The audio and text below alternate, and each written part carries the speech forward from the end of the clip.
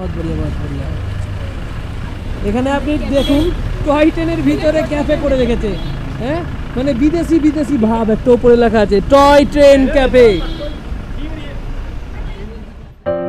এই ভিডিওটা হচ্ছে আমার আগের কুয়াশার দার্জিলিং ভিডিওর সেকেন্ড পার্ট, যেখানে 14 জুনে আপনাদের গোটা দার্জিলিং শহরটাকে ঘুরে দেখাবো ও নিজেও দেখব, যদিও অধিক কুয়াশা ও মেঘে আমার ভিডিওর গোষ্ঠীর ষষ্ঠী পুজো করে রেখেছে।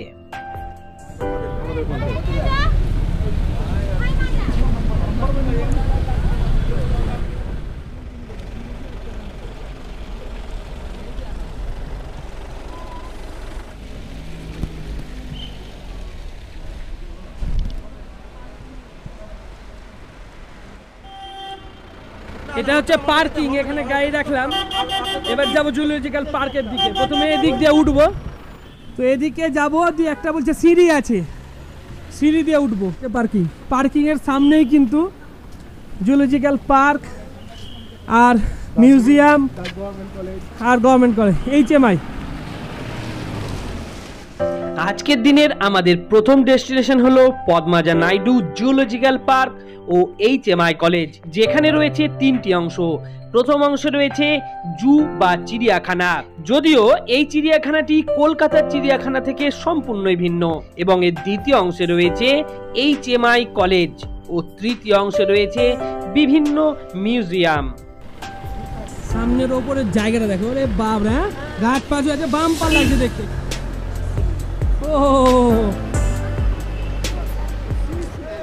পার্কিং থেকে বেরিয়ে আমরা সবাই ডান দিকের ফুটপাত ধরে এগিয়ে চললাম সেই পদ্মাজা নাইডু জুলজিক্যাল পার্কের উদ্দেশ্যে, যেখানে আমাদের সঙ্গে ছিল প্রকৃতির অপরূপ সৌন্দর্য ও টুকটুক করে এগিয়ে চলা আমাদের সবার প্রিয় মাসি।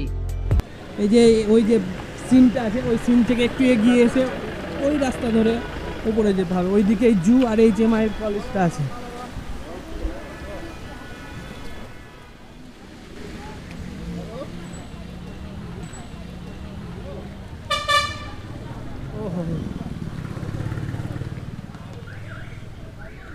বাহ, খুব সুন্দর লাগছে কিন্তু।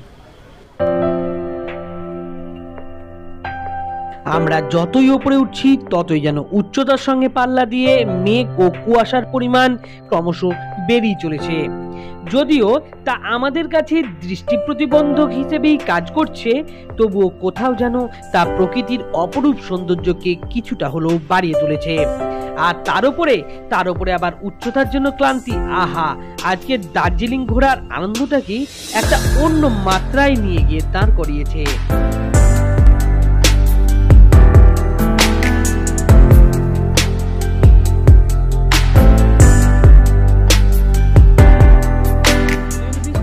যেটা বৃষ্টি মনে হচ্ছে সেটা কিন্তু বৃষ্টি না, গায়ের মধ্যে হালকা হালকা মনে হচ্ছে জল পড়ছে। আসলে এটা মেঘ, কুয়াশা মেঘ।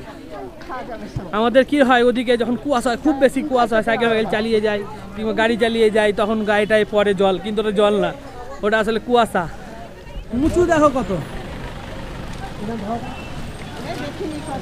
এই উঁচুতে শারীরিক সক্ষমতা যুক্ত লোকই কিন্তু লাগবে, নাহলে খুব অসুবিধা।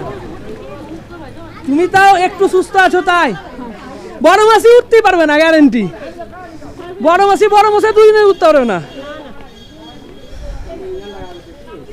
আরাম করে যদি মনে হয়। হ্যাঁ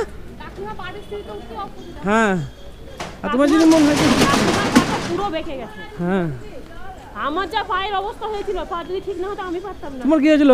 ওরে বাবা, পা নিয়ে ভুগলাম কি। একটু তারা